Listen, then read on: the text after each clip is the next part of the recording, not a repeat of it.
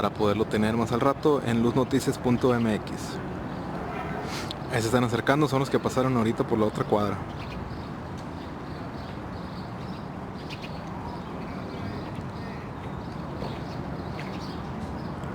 ¿Qué tenemos para defendernos? Pues las cámaras nomás.